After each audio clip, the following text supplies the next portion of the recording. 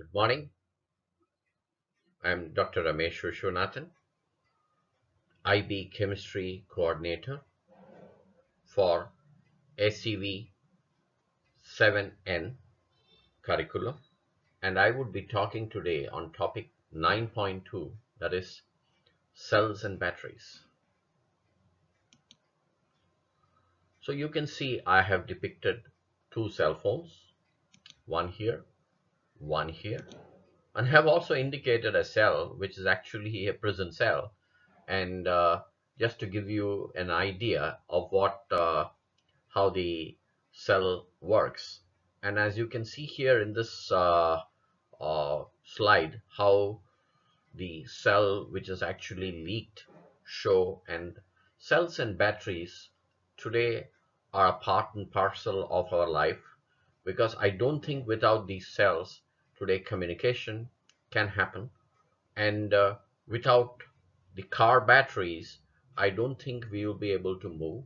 And even in the aircraft, I think we do have very many uh, lithium cells, lithium batteries, etc., which are part and parcel of life. So for everything, you require to buy a cell, whether it is double A, triple A, or whatever kind of cell, which is chargeable cell or use and throw cell. So cells is a part and parcel of our everyday life.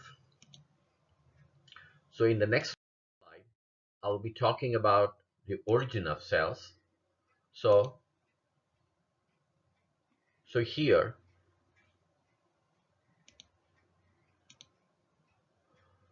Galvani in the late 1700s observed a frog's leg twitch when exposed to a current.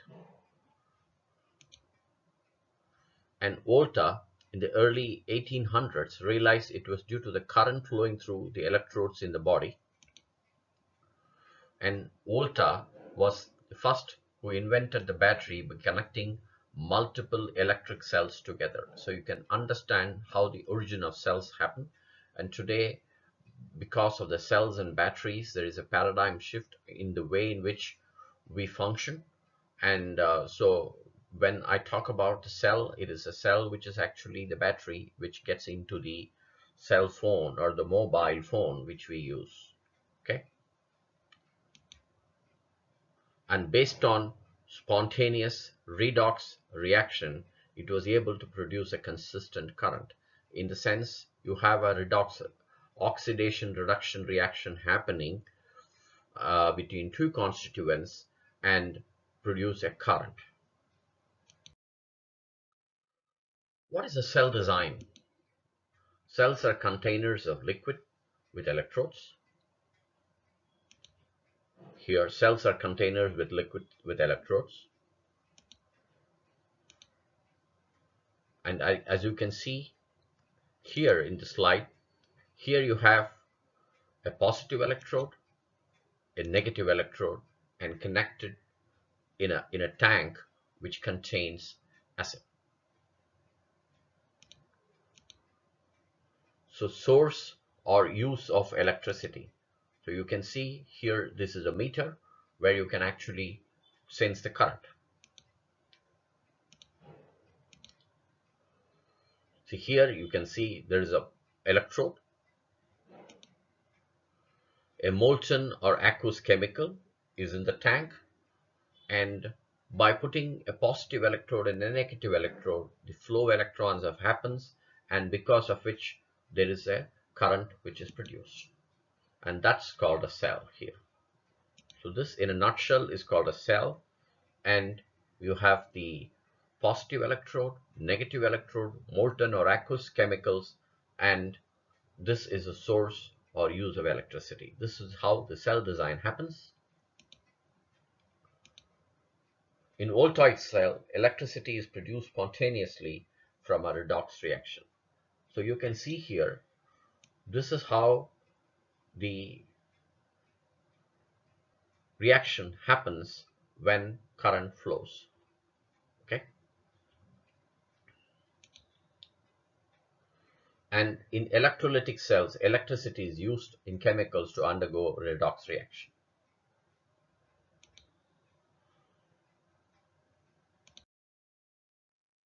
What is an voltaic cell?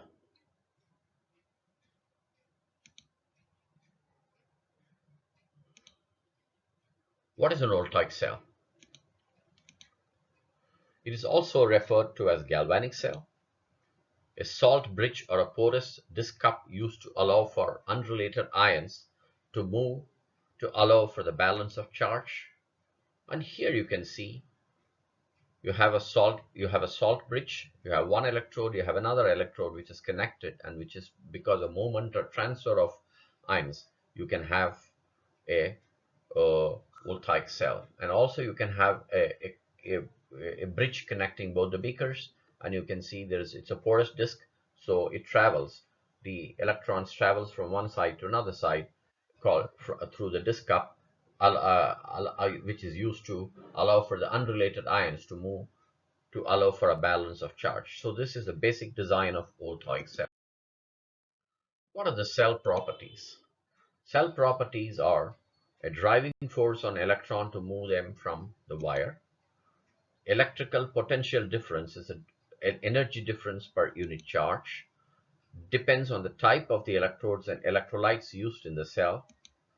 And electric current is the rate of flow of charge in a circuit.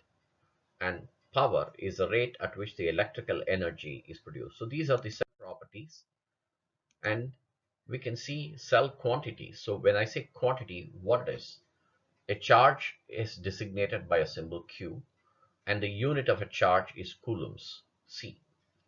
And current is indicated by a symbol I. And how do you measure it? It is using an ammeter. And what is a unit? It is actually AA, an ampere. The potential difference is actually V, or it is measured as volts in the units, and the meter is a voltmeter.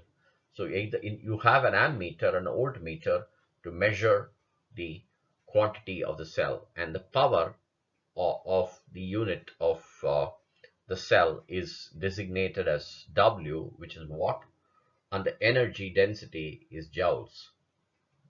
So these are the cell quantities which I have indicated here. So, a secondary cell and battery. A battery is a group of galvanic cells connected in a series. The potential of the individual cells add to give the total battery potential.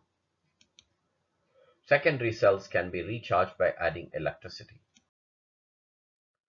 And here in this, I have talked about a 12-volt lead storage battery. So here you see the cathode is a lead grid filled with spongy lead dioxide, and the anode is a lead grid filled with spongy lead. And here you have an electrolytic solution, that is hydrogen sulfuric acid. So here this is a design of how the cell looks like. It's more or less like a car battery. So this is like a storage battery which you can actually use, and for example, you can use your torch, you can use your mobile phone, you can have very many things. So this is how the cell design it looks like. And a common dry cell battery, it is the battery I'm showing you the battery, how it looks like. So the inner portion of the battery is actually having, it's round and it is cylindrical. And here the inner portion is an anode, which is a zinc inner case, and the black portion which actually sticks out of the your cell, where it has on the top, which has the aluminum, is actually a cathode graphite rod, and the anode is coated with a paste of magnesium oxide and ammonium chloride and carbon. This is how a common dry cell battery happens. What are fuel cells? Fuel cells are actually voltaic cells where reactants are continuously applied. Hydrogen plus oxygen is water, and anode is hydrogen plus the hydroxyl ion giving you water plus electrons, and a cathode is an electron plus oxygen giving plus water giving hydroxyl ion. So basically you have a hydrogen which is an anode and a cathode is an electron. So you can well imagine how the fuel cells work. So this is a design of a hydrogen oxygen fuel cell. So you can see here the porous carbon electrode contain catalysts, and here in between you have potassium hydroxyl and water, and on one side you have hydrogen gas entering, another side you have oxygen gas entering, and you have a steam which comes out. So basically the electricity comes from one end, the electron travels from one end to another end, and this is called as the hydrogen oxygen fuel cells. So in a short, I have just summarized what is a cell, what is a battery, what is a fuel cell, and how it works. Thank you for your attention for this short video.